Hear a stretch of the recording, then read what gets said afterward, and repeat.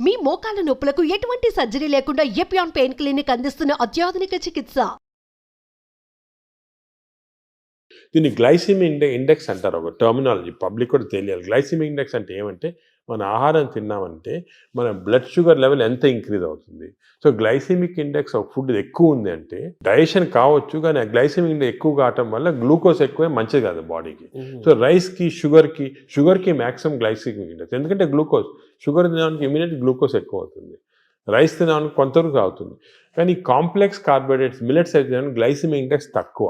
కొన్ని ఉన్నాయి బీన్స్, మన చిక్కుడుకాయ, ఇది కిడ్నీ బీన్స్ అంటారు అవి, అవన్నీ రాజ్మా, ఇవన్నీ గ్లైసిమిక్ ఇండెక్స్ తక్కువ. అవి కూడా కార్బోహైడ్రేట్స్, గ్లైసిమిక్ ఇండెక్స్ తక్కువ. అంటే అవి తింటే దాంట్లో ఫైబర్ నుంచి గ్లూకోజ్ బయటికి లాగాల, బ్యాక్టీరియా పనిచేయాలి, అన్ని చేసి స్లోగా గ్లూకోజ్ ఇంక్రీజ్ అవుతుంది. సో దట్ ఈస్ నాట్, అది మంచిది. లో గ్లైసిమిక్ ఇండెక్స్ అంటే మంచిది. సో ఇది కార్బోహైడ్రేట్స్. సో అరుగుదల రైస్ తింటే మంచిది అరగటం అనేది మంచిది కాదు, తొందర అరగకూడదు, డిలే కాదు. థర్డ్ ఆస్పెక్ట్ ప్రోటీన్లో మనకి యానిమల్ ప్రోటీన్, వెజిటబుల్ ప్రోటీన్ అంటే ఈ స్ప్రౌట్స్, దాల్స్, ఇవన్నీ వెజిటబుల్ ప్రోటీన్. యానిమల్ ప్రోటీన్లో కొన్ని మంచి ఉంది, చెడు ఉంది. Animal protein high quality protein. For example eggs అనుకోండి, మంచిది యానిమల్ ప్రోటీన్. అదేవిధంగా కొంతవరకు ఫిష్ మంచి ప్రోటీన్, అంటే దాంట్లో ఎక్కువ ఫ్యాట్ లేదు.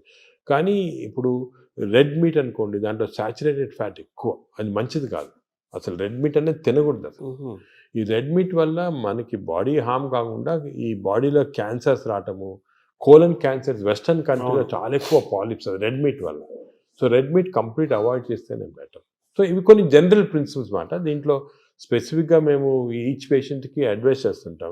ఎందుకంటే ఇవి ఇంపార్టెన్స్ ఎందుకు వచ్చింది వాటికంటే, మన ప్రపంచంలో 5 బ్లూ జోన్స్ అని ఉన్నాయి. బ్లూ జోన్స్ అంటారు, బ్లూ జోన్స్. ఈ 5 బ్లూ జోన్స్లో ఫర్ ఎగ్జాంపుల్ సార్డినియా అని ఇటలీలో ఉంది, అదేవిధంగా లైమలోండా అని చిన్న అంటే ఒక్కనవా అని జపాన్లో ఉంది. ఈ 5 బ్లూ జోన్స్లో ఏమంటే people are living for very long period.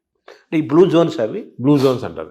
అంటే కొన్ని వరల్డ్లో 5 బ్లూ జోన్స్లో people are living mainly 100 years దాకా. అందరు అక్కడ 100 years బతుకుతారు. లాంగివిటీ ఒకటి, హెల్తీగా ఉన్నారు అందరు. డయాబెటీస్ తక్కువ, హైపర్ టెన్షన్, హార్ట్ డిసీజ్. ఎందుకు అని చాలామంది దీన్ని రీసెర్చ్ చేసి చూస్తే మెయిన్గా వాళ్ళ 2 diet habits, second physical activity. They are all very active physically. 100 years అయినా కూడా వాడు వాక్స్కి వెళ్తుంటారు, ఇది చేస్తారు, గార్డెనింగ్ చేస్తారు, సైకిల్తో కూడా వెళ్ళిపోతారు. మెంటలీ బాగా యాక్టివ్ ఉంటారు. డయట్ వాళ్ళది మెడిటరేనియన్ డయట్ అని ఎక్కువ తింటారు. ఇది మెడిటరేనియన్ అంటే olive oil, nuts, vegetables, fresh fruits, fish. Food and యాక్టివిటీసే మెయిన్. ఫుడ్ ఇటువంటి ఫుడ్ అంటే మన బాడీకి ఎక్కువ స్ట్రెయిన్ లేకుండా మంచి ఫుడ్. ఇవి మేము యాక్చువల్లీ మా దాంట్లో రీసెర్చ్ చేసి ఇటువంటి ఫుడ్ ఆలివ్ ఆయిల్ మనం తినలేము. Then we are converted it indo Mediterranean diet. మా వెబ్సైట్లో దొరుకుతుంది, మీకు 400 రెసిపీస్ ఉన్నాయి. అంటే మెడిటరేనియన్ దోశ ఎలా చేయాలా, మెడిటరేనియన్ ఇడ్లీ ఎలా ఉంటుంది, వేరేగా ఉంటుంది మన దాంట్లో. మన ఇడ్లీ అనుకోండి రిఫైన్డ్ కార్బోహైడ్రేట్, అది తింటే గ్లూకోజ్ తక్కువ ఇంక్రీజ్, మంచిది కాదు. మెడిటరేనియన్ ఇడ్లీ తింటే అలా కాదు, స్లోగా డైజెస్ట్ అయ్యి బాడీకి మంచిది. సో ఏమంటే అంటే మామూలుగా అందరికి ఉన్న నోషన్ ఏంటంటే తొందరగా అరిగేది మంచి ఫుడ్ అని, తర్వాత మన బాడీ చాలా బాగా పనిచేస్తుంది అని ఫీలింగ్లో ఉంటారు. తప్పు. అదే నా వాంట్ ఏంటంటే, అసలు అరుగుదల స్లోగా అరిగేది మంచిది. Body has to work for digestion. బాడీలో స్లోగా గ్లూకోజ్ రావాలా. పేషెంట్స్కే మనకి వి వాంట్ క్విక్ డైజెషన్ ఉంటుంది, మన నార్మల్ పీపుల్కి అది మంచిది కాదు. సార్, ఈ ప్రోటీన్ గురించి మీరు చెప్పారు కదా, ఫిష్, ఎగ్స్ ఇవి చెప్పారు.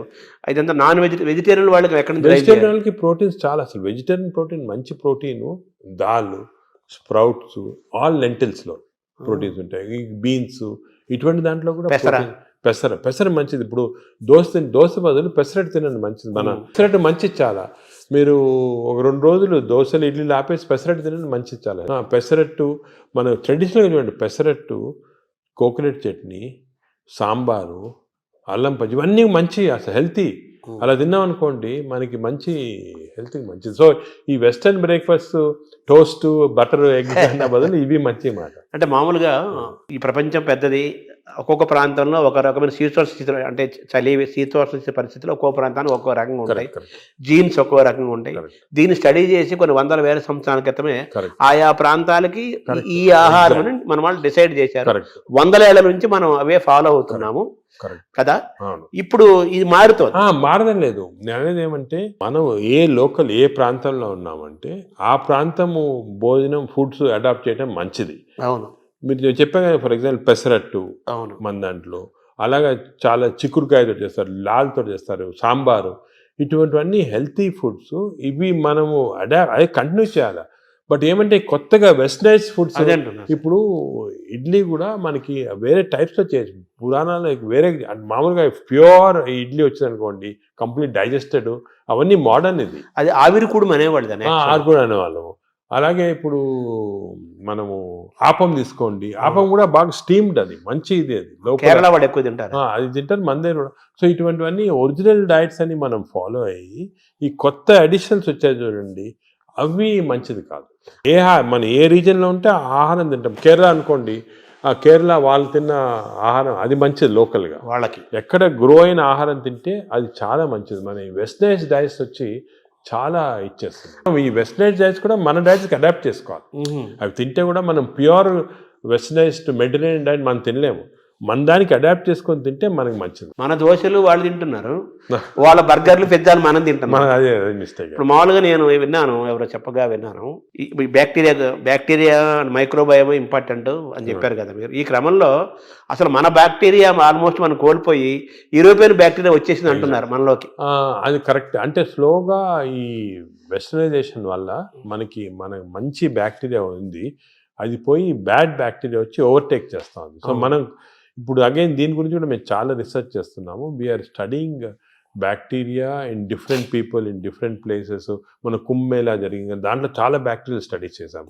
అలాగే వీఆర్ డన్ మంచి రిజల్ట్స్ పబ్లిష్ చేస్తున్నాం. ఇప్పుడు నేను ప్రకారం మన బ్యాక్టీరియా, మన న్యాచురల్ బ్యాక్టీరియా, మన దేశంలో ఉన్న బ్యాక్టీరియా, మన ప్రాంతాల్లో ఉన్న మంచి బ్యాక్టీరియా, అవి ప్రిజర్వ్ చేసుకోవాలి.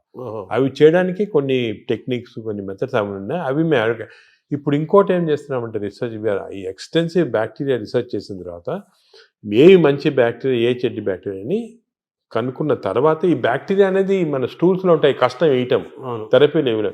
So we are desiccating it and producing what is called capsules. అంటే ట్యాబ్లెట్స్, మన ఈ మామూలుగా యాంటీబయాటిక్స్ ఇటువంటి ట్యాబ్లెట్స్ బదులు ఈ డెసికేటెడ్ స్టూల్ క్యాప్సూల్సే ట్యాబ్లెట్స్ లాగా ఇస్తున్నాం. భవిష్యత్తు అదే అంటున్నారు, ఫ్యూచర్ అదే దాని తర్వాత. సార్ మార్నింగ్ మన తెలుగు వాళ్ళం కాబట్టి మన ప్రాంతం మాట్లాడుకున్నాం. ఇప్పుడు మీ టాపిక్ అంతా లోకల్గా ఏ ఆహారం అవైలబుల్గా ఉందో 100 ఏళ్ల నుంచి అది తినండి.